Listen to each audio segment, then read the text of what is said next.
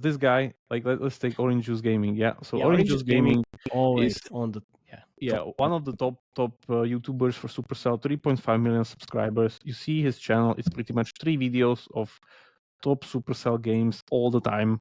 Like I know. He doesn't play anything else basically, and immediately when the game hits, what you have like 5 MoCo videos. It's 4 a.m. and we're rolling the dice. Matei drops knowledge made of gold and ice.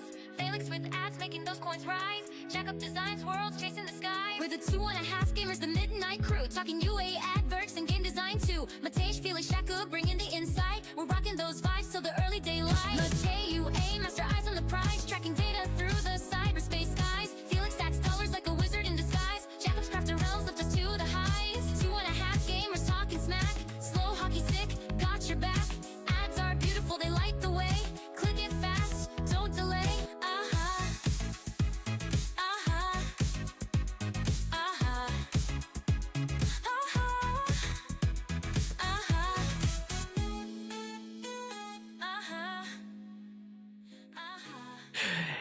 Hello. Welcome, everybody. This is another episode of 2.5 Gamers. I'm back, and my name is Matej Lančarič. And I'm Felix Broberg. And I'm Jakub Remmer. We never went anywhere. I know. Yeah, we are your hosts.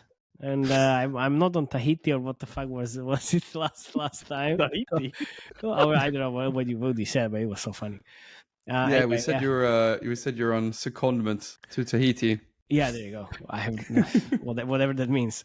Whatever that means. Anyway, so I'm back, and we are talking about the latest launch, MoCo by Supercell. Because, I was at GDC. There were some flyers around the GDC, which were actually MoCo ads. But anyway, before we go into the episode, this episode is brought to you by PVX Partners, the simplest and most effective credit line for marketing. Pretty sure Supercell doesn't need this, but you should think about it, because if you're scaling your game and need funding, here's the deal. PVX Partners, there's no equity dilution, no restrictive covenants, as Ritsky said in our PVX episode, and you can repay as you get paid. It's flexible, fast, and fully tailored for your growth. You can secure the funding in 30 days and get term sheet in just 24 hours. So take control of your UA budget without giving away a piece of your company. Visit pvxpartners.com and see how they can help you grow your business. So last time Felix did a good job of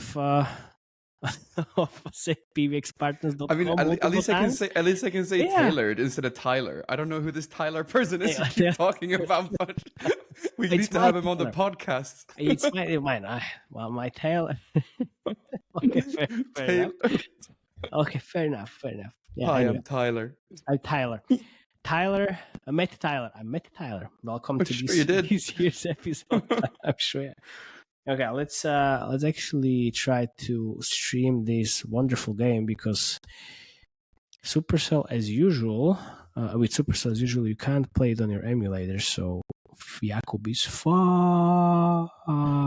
Some of those you can. Well, the ones that got killed.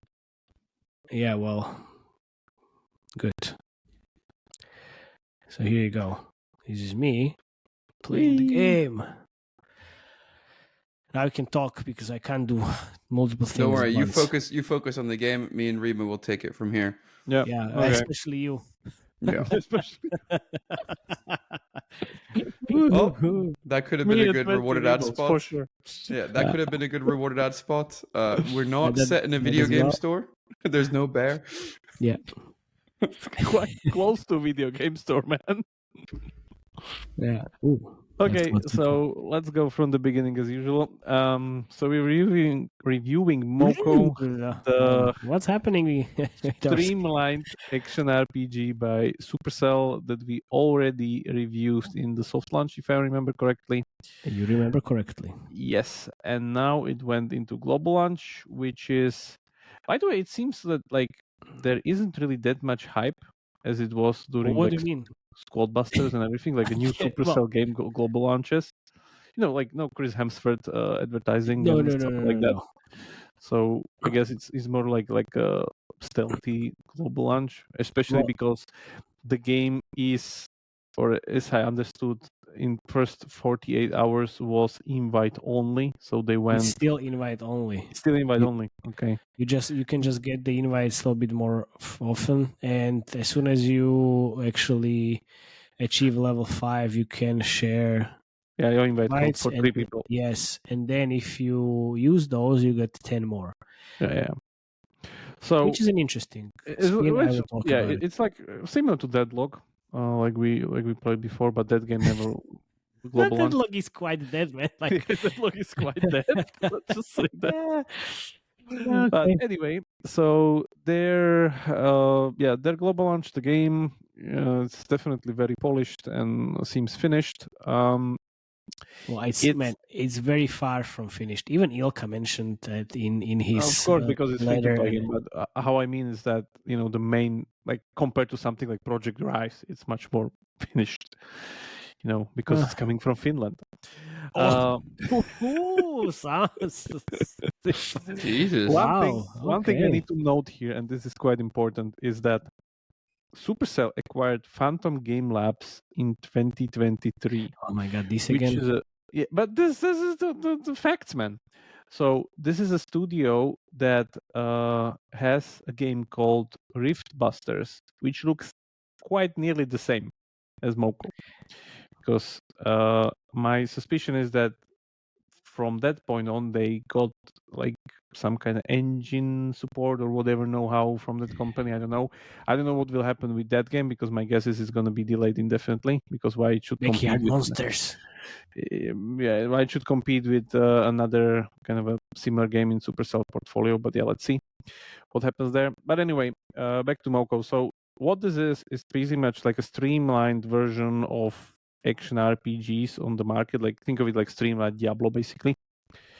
That I would say is the closest like TLDR definition of the game. It's very colorful, very like I don't even know how to call it, like fast foodish, because everything fast foodish. Yeah, okay. Like everything is very snappy and easy to get and like comfortable and stuff like that. So it's very it's not hard. Are you comfortable right now, Matej? You're comfortable? I'm pretty comfortable. Yeah. More jokes, and I'm gonna be in heaven. It's not hard? No, it's not definitely not hard.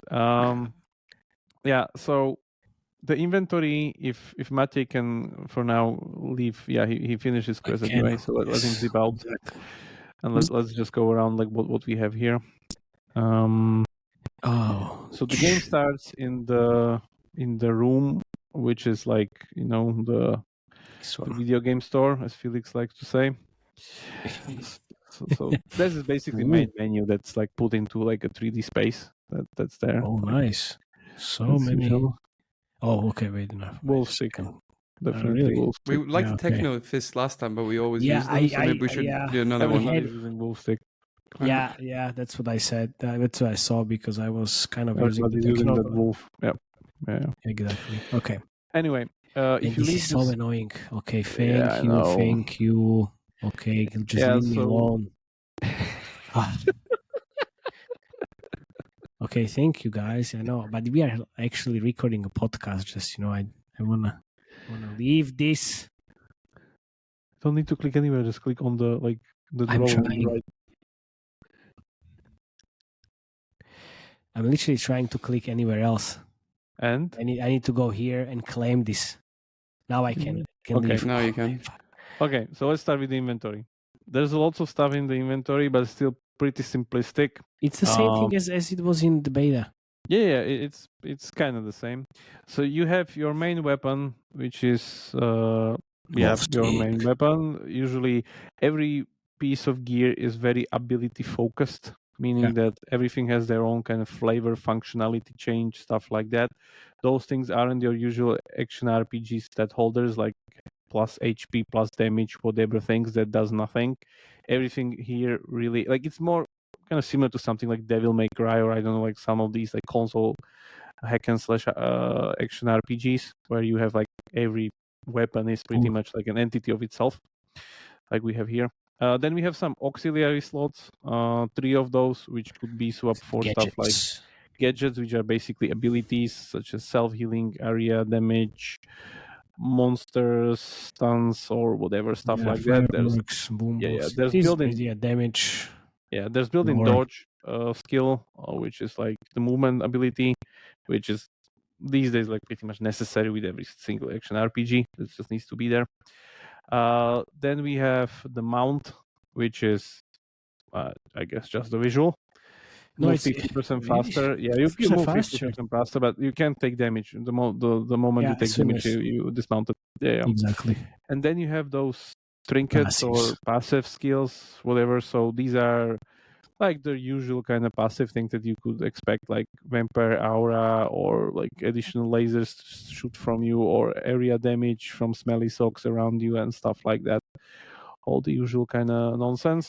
And then we have ring pockets for elite hunters, which is we'll get 30 plus pockets later. Yeah. Okay. So 3 more slots there for like endgame content. I'll get to it at the end of the review. And then if you leave this menu and go to style, there is a very big focus on cosmetics, and I mean very big focus, because you can't really buy stuff.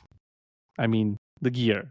You can mostly buy cosmetics, which we'll get to it later. But yeah, so cosmetic menu, there are 4 slots for stuff on your head, stuff on your what's that? Stuff for your hair, stuff for your face, and stuff for your overall kind of gear.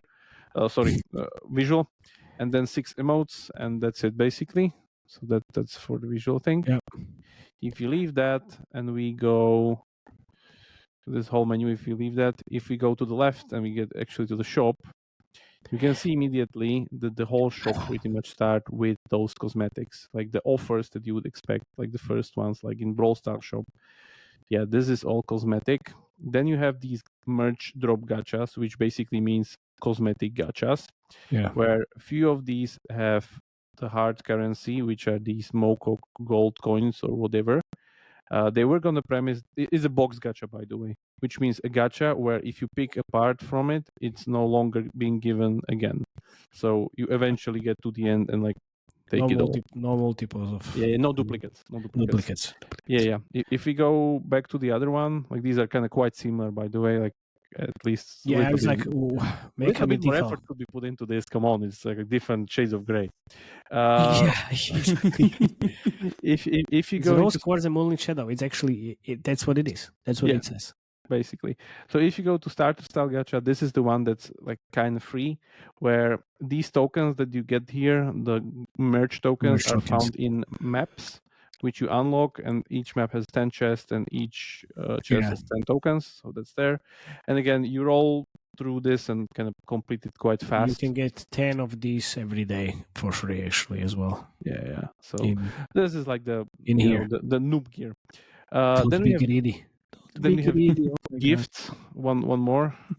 So gifts is like free stuff that you get from time to time, like these emojis. I think I even got some like titles on like OG crew or whatever and OG stuff crew, like that. I'm the OG crew. You have that. So that's there. And then you have hunting intern, whatever.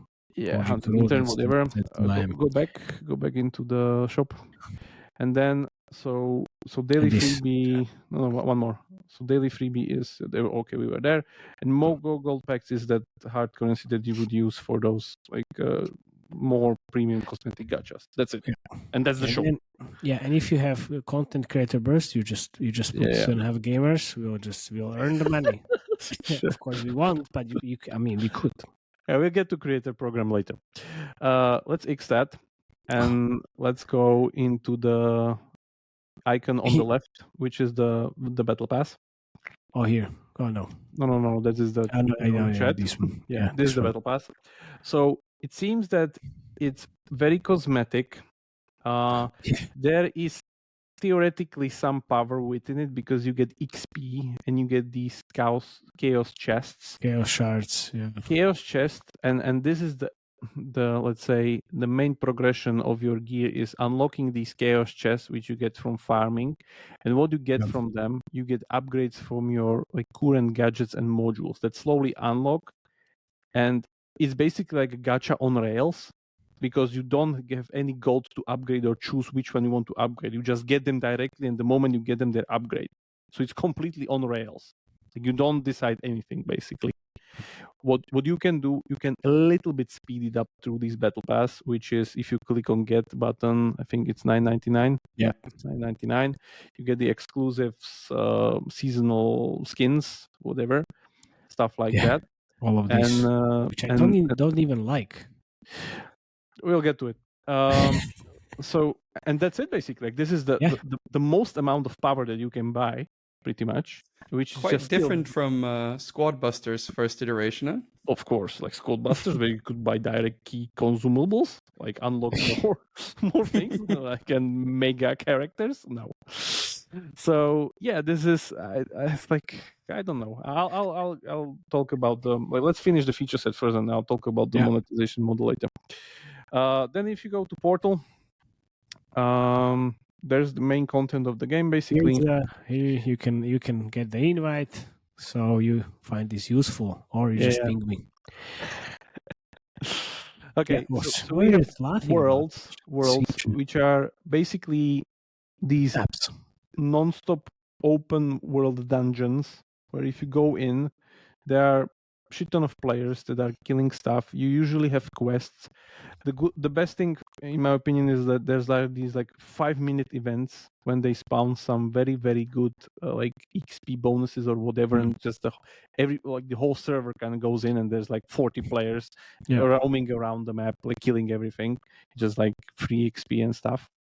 So you got missions in these as the game slowly kind of teaches you tutorial. This is done very well, and the onboarding is done like super well. Like, that's definitely hands down drill to the perfect. Like, Supercell funnels are always kind of very, very good, but it's still very grindy. Like, you could think of it literally like starting World of Warcraft area in 2006, where like, go and kill 10 bears. Now go and kill 10 bears and give me their hides, which means that there's a 30% chance a bear drops it, so you need to kill 30 of them, and then go kill 30 wolves, and then give me 30 pelts from the wolves. And stuff like that's basically it. So you go there, and there's always like, do this and do that. And I thought you were going to say Assassin's Creed instead, but all right. It's the same. But that was early World of Warcraft. It literally worked like this. Like, just like, there's even escort quests, by the way, here, where you need to escort the NPC or whatever and stuff like that. It's very, very grindy. Escort have the spirits in Cave of Spirits. Yeah, see? So it's just like very, very grindy, and like everything's like super, super grindy. And the whole quest system. You say grindy one more time. I'm going to put his profile up on Grindr. Yeah. That's fair enough. So we have the basic dungeons. Let's go to next one. We have the rifts, which are, again, kind of similar to Diablo, where you have a timed 4-minute dungeon where you go with other players. You need to defeat the boss. Finally, the boss have some abilities that you need to dodge, otherwise you die. Learn at least a little bit the mechanic. It's not like tank and spank like it is with the normal dungeons. So this is I think a little bit more advanced content. That's how it's called. Okay, Dojo. So Dojo is a single player PvE arena where you go with a chat girl and you defeat waves of enemies unlocked by level 14 or 15, don't remember which one. Pretty straightforward content. It's a time attack. And then you have versus mode, which is PvP, where you either 1v1, 3v3, or like multiple teams, a little bit more. Kind of, I'm quite surprised that there's like so much focus on that point of view. You have this black like belt system or whatever. That's a little bit of a different progression, a little bit of a different loadout there. But yeah, that's basically it for the main modes of the game. And then if you go to Elite or Ellie, the robot that's sitting in your hideout, it's called Elite Hunter Program. Reach level 30 to unlock the Elite Hunter Program. We're lucky that some people were even able to do this because the game's out for like 5 days. 5 days, yeah. Yeah. And we get that. So if you hand me over the screen, I can show how it actually looks. Sure. So here we go here. Easy. Did you see the cat that was going around in the living room? Yeah. Let's hear it. you can come. What did it say, Jakub? What did it say? Meow. Meow. For it again. Anyway, so see? we're gonna There's borrow the the invite. we're gonna borrow this YouTuber's theme. So what happens in Elite Merge? It's basically seasonal content and the Endgame seasonal content. So it reminds me really of Diablo seasons a little bit, but also of Helldivers, because it pretty much unlocks another type of battle pass. I'll show you in a bit. So what this does is that it unlocks the possibility for you to get elite merch, meaning elite cosmetics and elite modules. On top of it, you also can get elite levels, which are again quite similar to Paragon levels from Diablo, and elite small rings, temporary but godlike powers. These are going away from season and reset, because that's pretty much every single action RPG on the market is working on a season reset model, because you can't, grind forever and then no new players are able to catch up with you.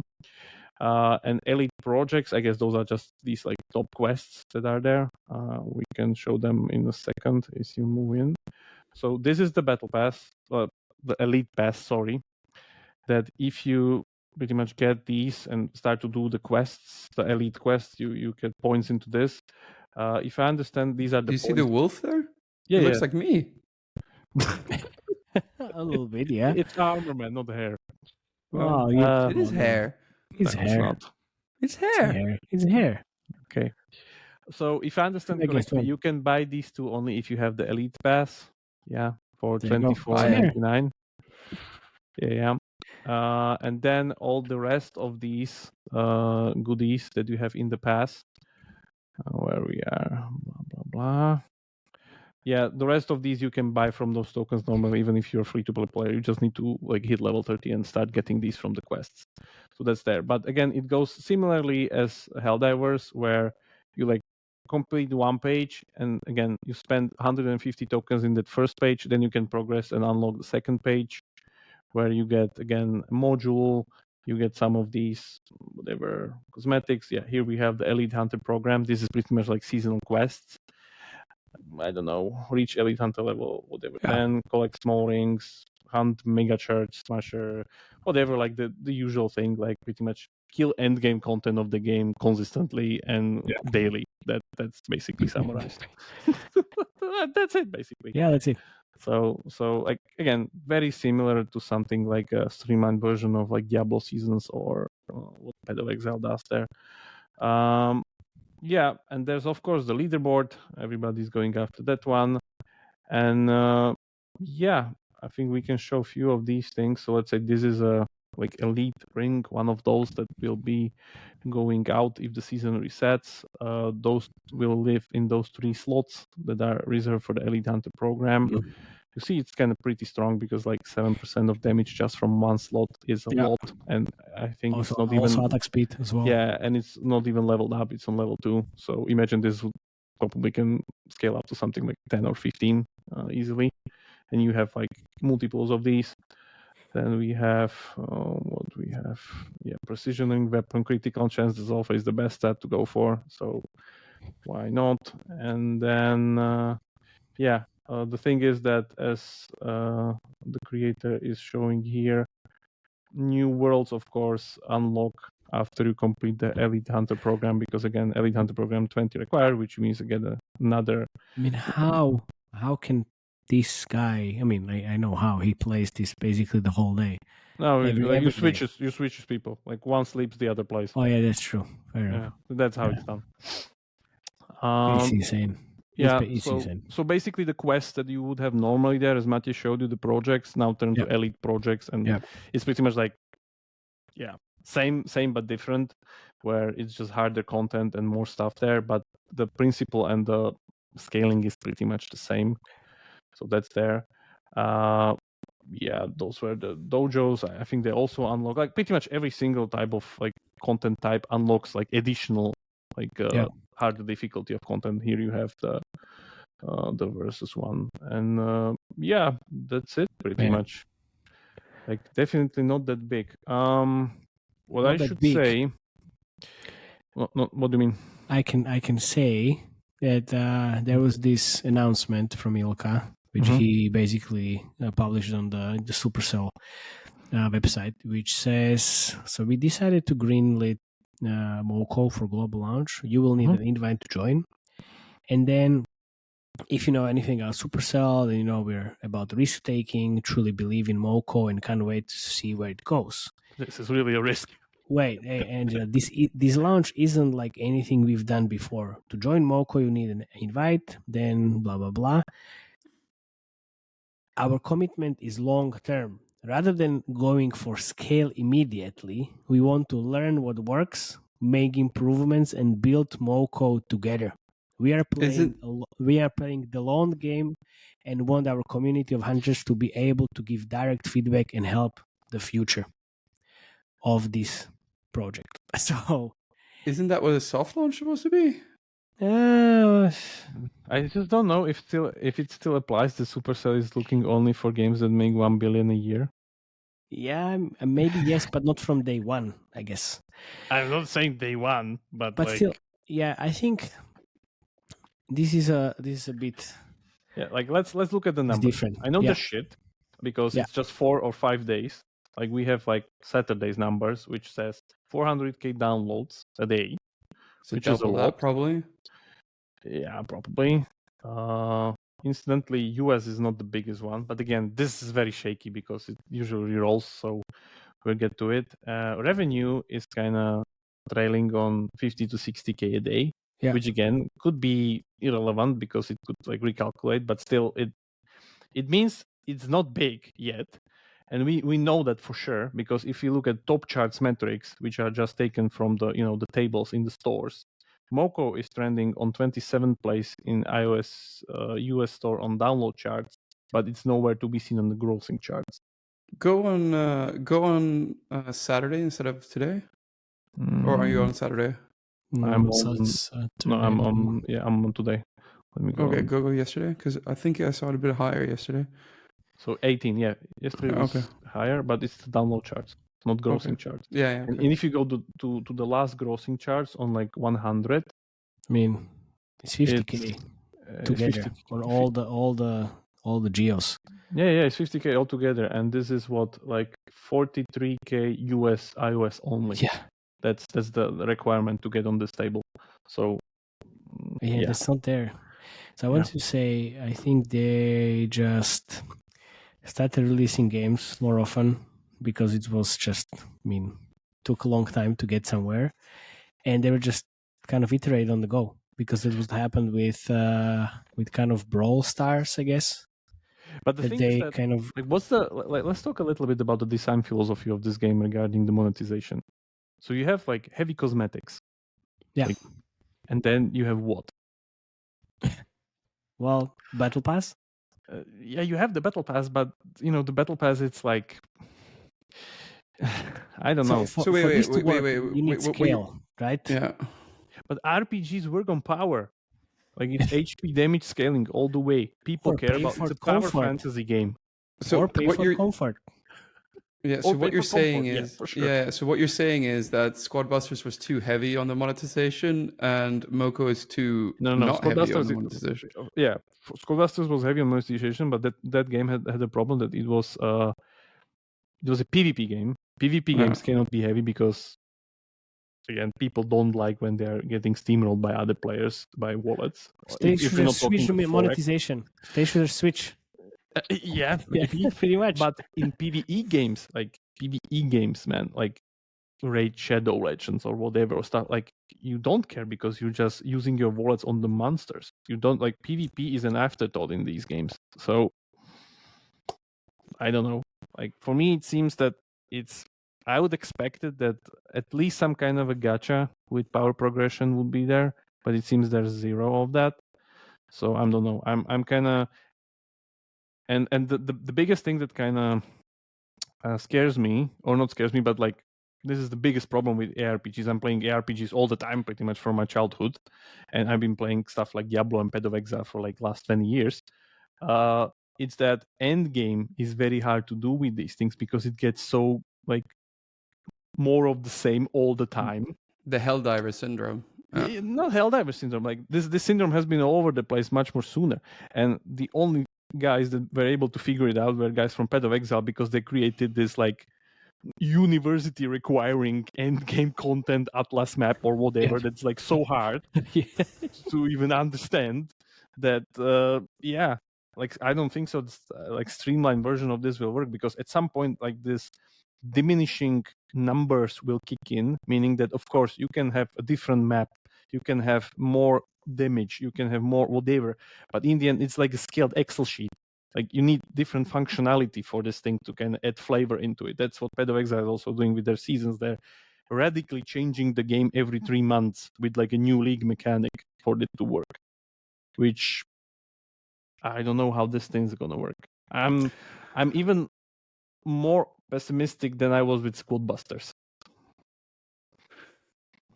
So you're saying they need rewarded ads? Obviously. Obviously. What else? I don't know, like the other problem is that of course like I'm not the target audience for the game, even though I'm really loving ARPGs. Like as I said, this is like, who is the target audience in this case? I don't know. Like as I said, like this is like a fast food version of ARPG. Like it's very simplified. It's even very Diablo for me is very light. Yeah, I mean, but you are the university degree. I'm out of this. Like I admit this. Come like, on. This is This not for me. Yeah, this is too much. But it's like for me, it's just too boring. I mean, I'm a Diablo is kind of repetitive as well. But like this in level 5 was like, what the fuck should I do? I mean, it's like I don't have any motivation to actually keep playing. And then after level 13 I got all these messages from the guys at GDC like, yeah, well, I'm all level 13. It's like, it's like too much grind. Yeah, that's also the point. Like I don't see currently that the game can add a lot of depth based on their design vectors. They're just like vectors. Like, there's no possibility to scale. Like, what does that even mean? No. Wait. So Jakub, instead of doing this, like, what are the 3 things that could be done where this could actually scale in your mind? Like, what are the 3 things? I don't think so. They can, like, what I'm saying, like, don't do what I said, because that way you just make the game more complex for different audience. I think they're going for an audience that like want this fast food version of a game, but I never saw it. But that was my thing, because ARPG people are usually kind of hardcore people. Okay, but look how it looks like. It's very kind of colorful, cartoony. Casual, cartoony version. It's very similar to Brawl Stars, I guess, kind of in a way, in terms of like how the colors look like and the whole theme and art style. A little bit more hardcore to like what we see on the screen at the moment, but it should be like 18-ish. Kind of 18-24. Like how much money they have? I don't know, but like it works with PvP games, because you have all the Fortnites and everything. Sure, of course. Like Brawl Stars is basically playing that demographic. That's okay. Yeah. That's why. Have you seen any Diablos doing this? No, exactly. No. So it's basically a mismatch of the kind of core gameplay with the audience and style and how it kind of looks like, and if it's been because it's simplified too much. I don't know. Like the problem is that I don't think so. If they add more mechanics into it or like make it more deeper, that it would fit their demographic or their scale that they're looking for. Yeah, they would change the demo that they're probably going for, so they can do it. So the question is, if this even fits the thing. Like I don't know. Also, if they're now, like now they have 1 million players, or how much was it? How many downloads? Installs? No, all together. Altogether, this has like 400k downloads a day. Yeah, but it's okay. You mean DAU? Actually, no, downloads. It actually says 300,000 per day. Total like 1. Total downloads 1.5 million. Yes, but this is Saturday number, so by this time it's like somewhere like 3 probably. 3? Okay, it's okay. Fair enough. 3, maybe 2.5, whatever. Yeah. If they have the feedback from these people, it's never gonna be like going into the Diablo Path of Exile kind of direction, because these are the first adopters, I guess, which again is the young audience. Cosmonauts.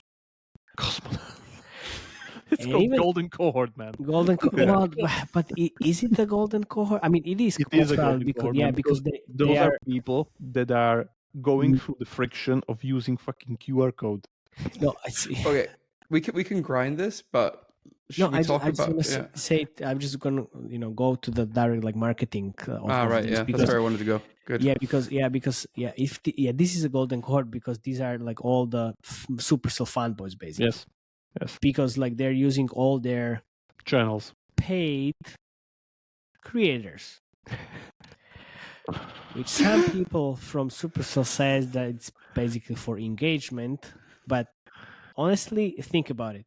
You have a shit ton of videos on YouTube from these creators, which is basically quite a lot. Yeah, which you have basically here, where there's stuff like 250,000 shorts, 250,000 videos, all around the place with all the Supercell YouTube army pretty much spamming this thing all over the place. And they get paid for this, right? Yes. Or is this just people making content because they like it, or they get paid for it? That's why I mentioned there is the creator program. Program just give you 5% of buy if somebody inputs the code, which is peanuts, to be honest. But it's still additional revenue. It's additional revenue, but come on. These people are definitely given some influencer stuff money. Of course. Yeah. Of course. Access. Yeah. Not only access, even but access, also they're definitely on the payroll. For sure. I didn't mean access to the game. I meant access to Supercell. Yeah, of course. For instance, this guy, let's take Orange Juice Gaming. Yeah. So Orange Juice Gaming always on the one of the top YouTubers for Supercell, 3.5 million subscribers. You see his channel, it's pretty much 3 videos of top Supercell games all the time. I know. He doesn't play anything else basically. And immediately when the game hits, what you have? 5 MoCo videos. Every time we talk about the game in a beta, it's us, him, and all the other Supercell basically guys, and we are not paid. But he gets the build before us because he gets the build. Oh my god, of course, way before us, obviously. Yeah. So and this same thing applies, of course, to TikTok.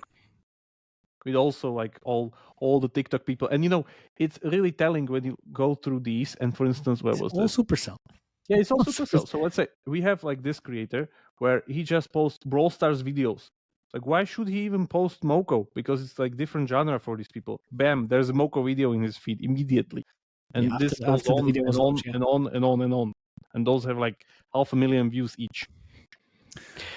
So how much do you actually have to pay some of these? Is it only rev share from the people that sign up with their code, or is it they actually pay up front for video creation as well? I think they're on the payroll for a monthly retainer, basically.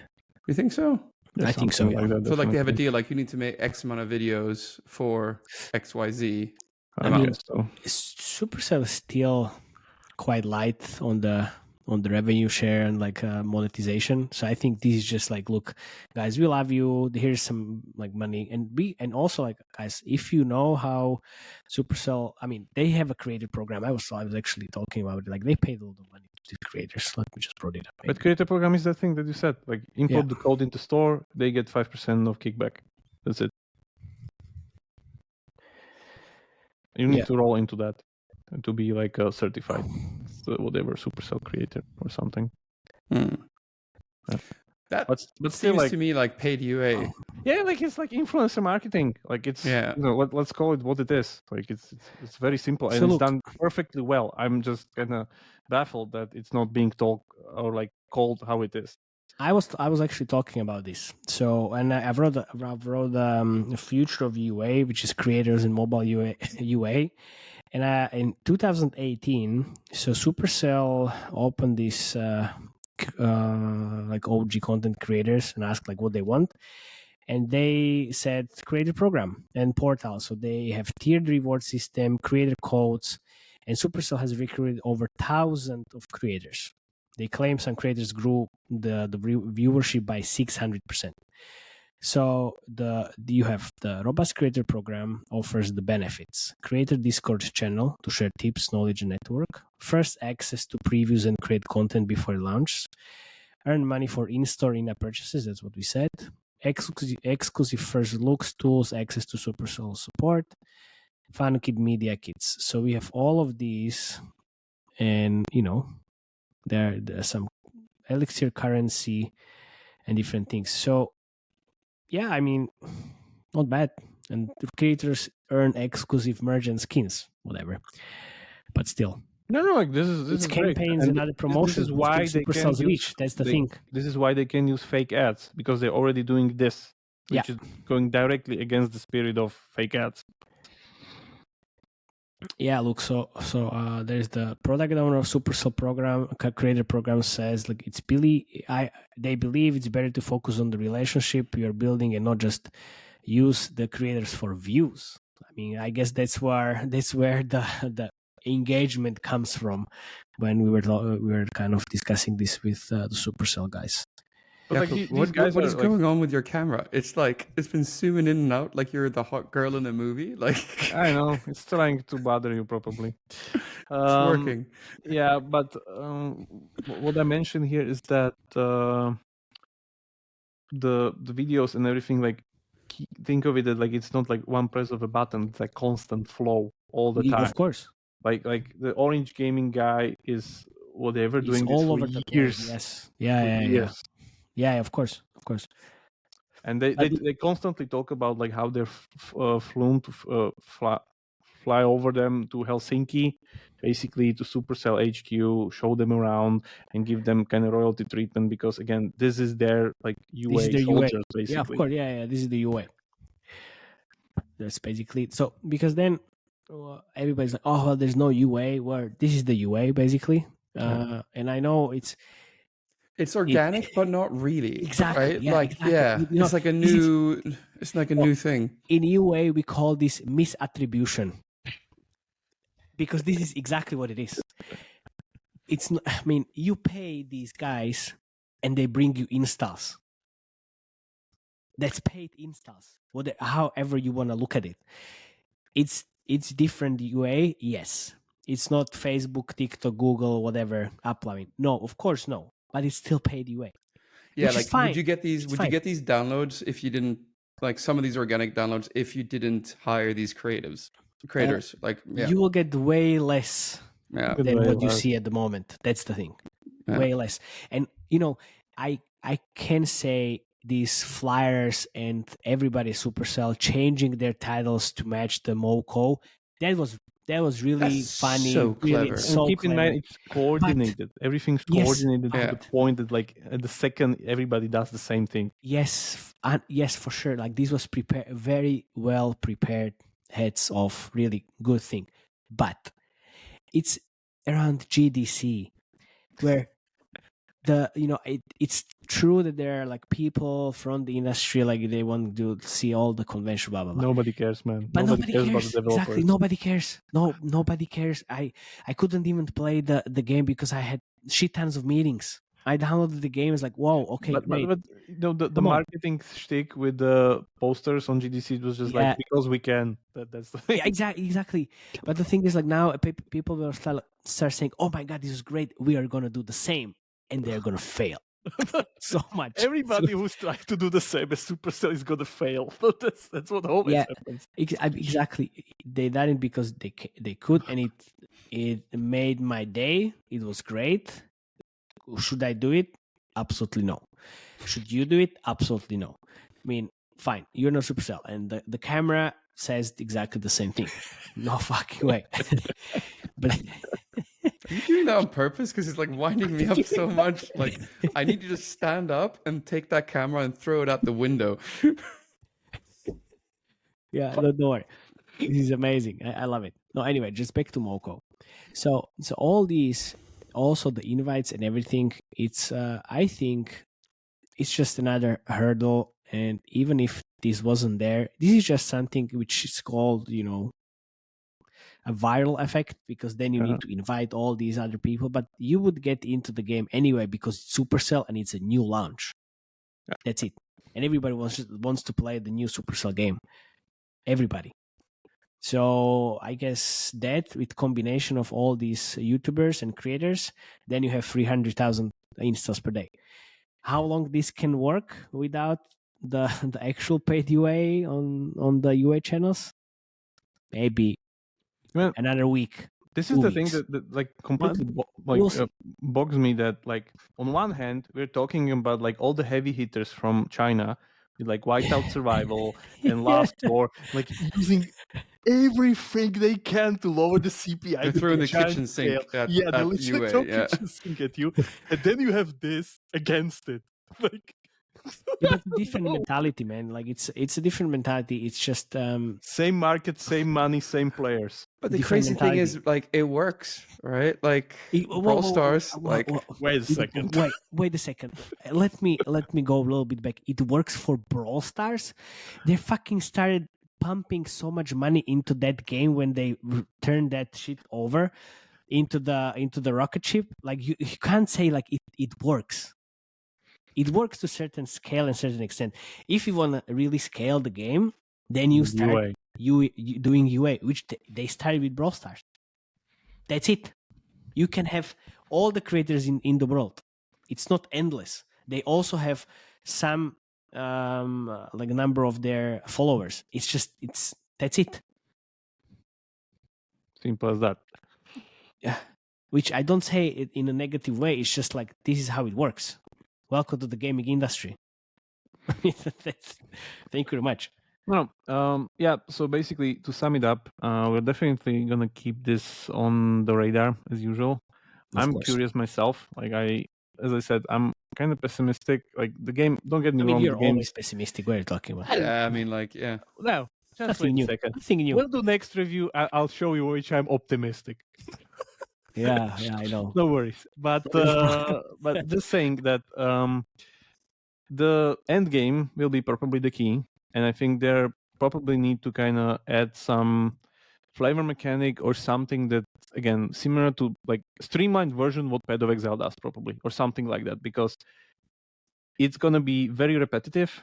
And it already is. Yeah, the RPGs are repetitive. That's why they're played in Korea, because people like grind there. Yeah, of course. So yeah, probably something in that manner. Because for me, it also seems to be like this kind of play on, like for instance, you see that in the room, there's like the cool room. Yeah, where you can go and have target dummies, and you can test your abilities and show off to other players. It all seems to me, and even games that are with very high focus on cosmetics means that it works only in social status. So it needs to be show off communities and show off effect. And again, this whole thing like sounds to me like they're going for this kind of more of like Fortnite-ish / roguelite, Roblox-y. Look, everything. I can see that there are mods and like people build their own stuff within the MoCo universe, and that's how they earn money. I mean, maybe.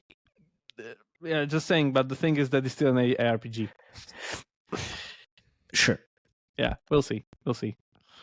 Gonna be interesting anyway. Always pleasure to see a new Supercell global launch to kind of cover that one. Yeah, because it was really creative.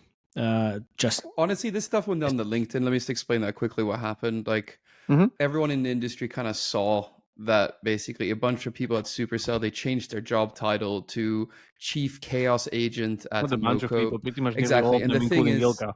yeah, and the thing is, what they're doing there is basically if you update your job title, that gets the biggest boost on LinkedIn because it's what you get the most reactions to. So basically, you're getting free impressions. And if you get 30 to 60 employees that are very followed, because Supercell is a very followed company, everyone in the industry will know about it. And I haven't seen this before, and I thought it was quite clever. It's very clever. But then super clever.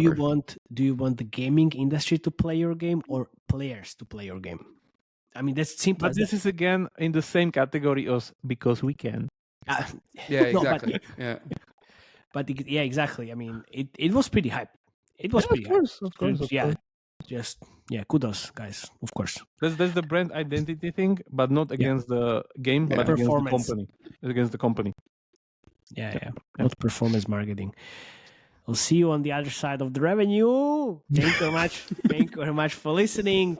Please subscribe, share this podcast with your industry friends, family, and dogs and cats, and all the hunters in the MoCo. If we don't get cancelled, but join the Slack channel as well, and then see you next time. Thank you very much for listening. Yep. Cheers. Bye bye.